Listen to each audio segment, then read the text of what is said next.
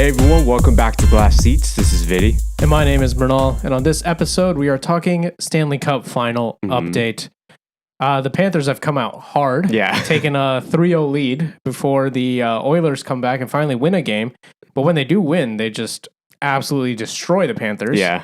We're recording this on Sunday, June 16th. So Game 4 was last night. And I thought the Oilers were done for. Yeah. But then they come out with an 8-1 win against the Panthers, and the series heads back to Florida on Tuesday. Yeah. What are your thoughts about the series right now? Very generous, as I said, of Edmonton to let Florida win on home ice. Generous of Bob, to have a stinker of a game. Yeah. I mean, it is strange that the Oilers either get their shit kicked in or win by a touchdown. I don't know. It's very odd to me. But at first, I was going to say this is the most lopsided Cup final I have ever seen. The most systemic ass kicking I have ever seen. Until that Game 4, and then it just went the other direction. So I don't see Edmonton winning this. No matter how you chalk it up, but I mean, this stat has been all over Twitter, has been all over the broadcast. But if they were to come back and win this, they'd be the first team since the 1942 Toronto Maple Leafs. Yeah, and at that point, Florida. I don't know. Is the franchise done after that? Are you getting support after that? I mean, Maurice is fired for sure. You think? If they blow this, yeah. I mean, he's the reason they're even this good, though. I mean, you can't just go in the next season and be like it was a fluke, right? I guess, yeah. Yeah, especially when you just went there against the Golden Knights last year. So to be fair, 2019 Tampa did this was a fluke, and they were right. Yeah, and they were right. So I mean. It's at this point, it's more of a patience thing, and if I'm a fan, I can't accept that.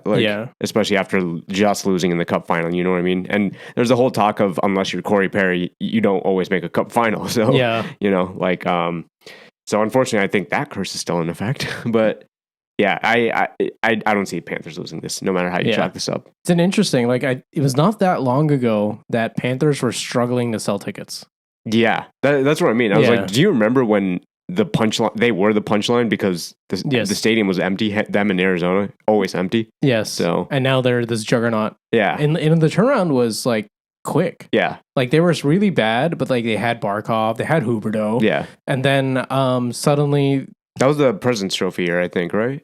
No, I'm talking even earlier than that. Okay. They had those players. Yeah. They just still weren't really competing. Yeah. And then suddenly they're super good. Yeah. And then they add Matt Tkachuk and they get even better. I thought they became even better once Tkachuk came there because again, that trade panned out horribly for Calgary.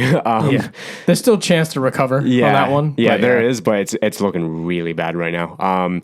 But yeah, I think Matt Tkachuk was a catalyst here, if you want to call it that. And then all of a sudden it became a cool place. There was an interview where he was talking about this is the place players want to be now too, because the favorable tax laws and the weather and the fact that it's a cup winning or about to be a cup winning team.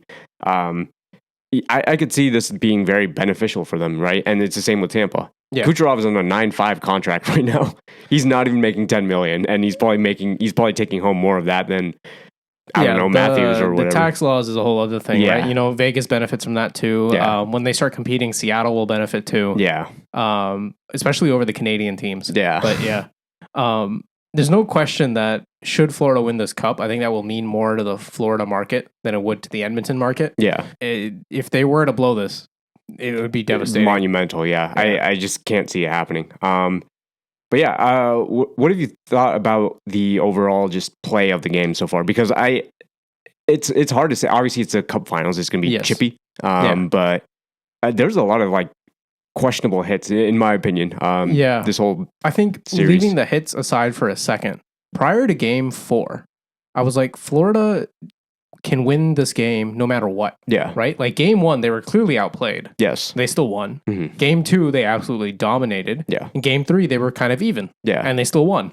And I was like, okay, Florida can dominate all game. And the way they defend against Edmonton is different, right? Most teams that you see game plan against Edmonton are okay, we want to kill their speed because that's their advantage. And we want to isolate McDavid away from the puck, Draisaitl away from the puck, and try and kill their speed that way, right? Florida has this whole other game plan. They're like, you want to come in? Go ahead. Yeah. they'll let them build their speed, but they'll push them into the perimeter. Yes. They're like, you want to shoot. Yeah. And then they block it, or even if they miss it, they got Bob having the series of his life, sans game 4. Yeah. Game 4 was finally the first time we saw those Oilers superstars really be effective. Yeah, and it's not useful if you're going to dump all your goals of the series into one game. Yeah. Like, I'm not saying they're for sure cooked in the next game or whatever, but like if you're going to score 8 goals and that's the bulk of your offense, it's just not going to win you a series. It just doesn't work like that.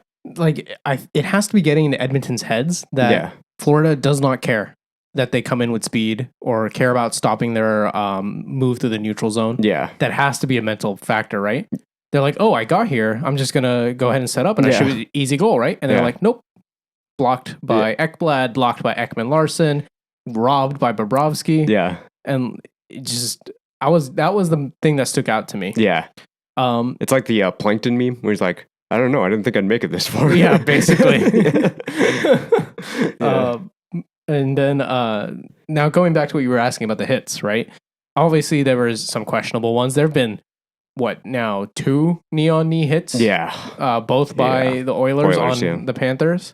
Those are, you gotta... That's not okay in the game, yeah. Warren Fogle got ejected for one of them, and he deserved to be.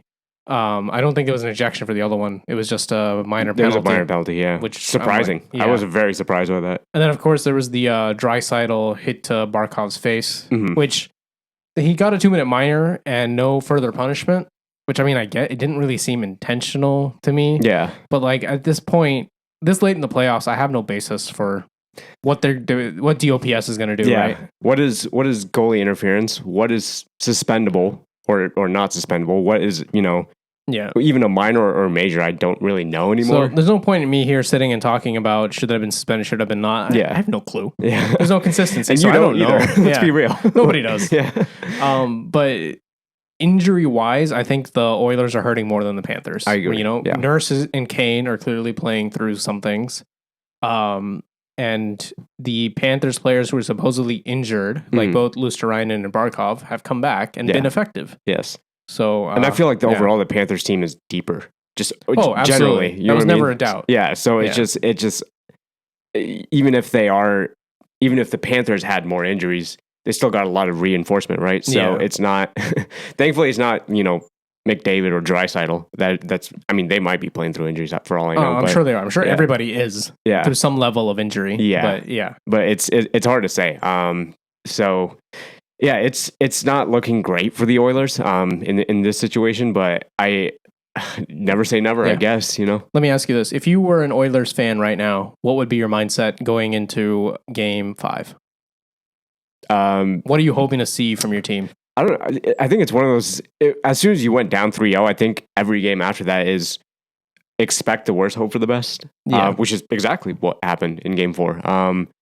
So, it's hard to say because even the first goal, it was a shorthanded goal, and I was like, this game is done.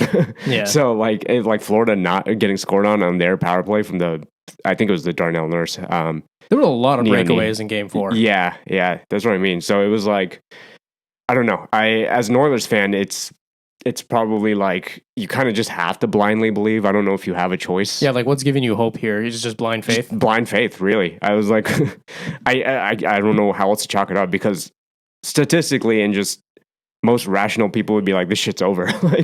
But this is what fans do, right? So I think to add one kernel of hope to that, since the third period of Game 3, the Oilers have absolutely dominated on offense. Yeah. So there's a possibility that the Oilers offense has found something on Sergei Bobrovsky. And that's exactly what happened in the Dallas series, right? Remember when Dallas had went up 2-0, I can't remember what game it was, but they went up 2-0 last series. Yeah. And then after that, their offense disappeared. And Edmonton took the series. And even though they had 10 shots on goal in Game 6 or whatever it was. So it's just, it's possible. It is possible that they found something, but I don't know if they're going to be able to do it 4 times in a row in a cup final. That's going to be tough. You have to do it 4 in a row now. Yeah. Which is brutal. Again, if it was 3-1, I would be, as an Edmonton fan, I don't think it's blind faith. There, I was like, that's a very real thing to come back from. I mean, now it is 3-1. Well, it was 3-0. I'm saying like if it was like a 1-1, if 2-1, they split a game, 3-1. or if it was 2-1, and then like that's possible for sure. But yeah, it's tough to say in this one. I don't even want to keep going back to the example of 2016, but the Sharks were down 3-1.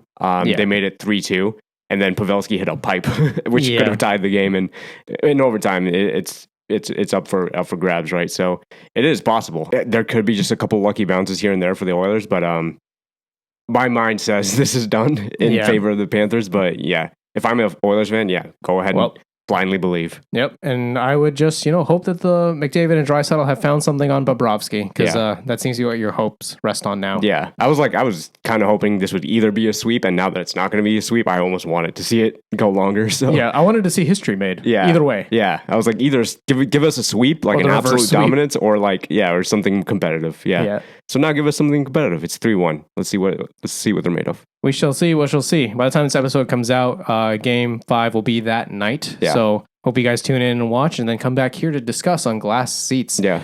We have episodes out every week, so you can hit a like if you like this one. Hit subscribe if you want more episodes, and we'll see you in the next one. Bye.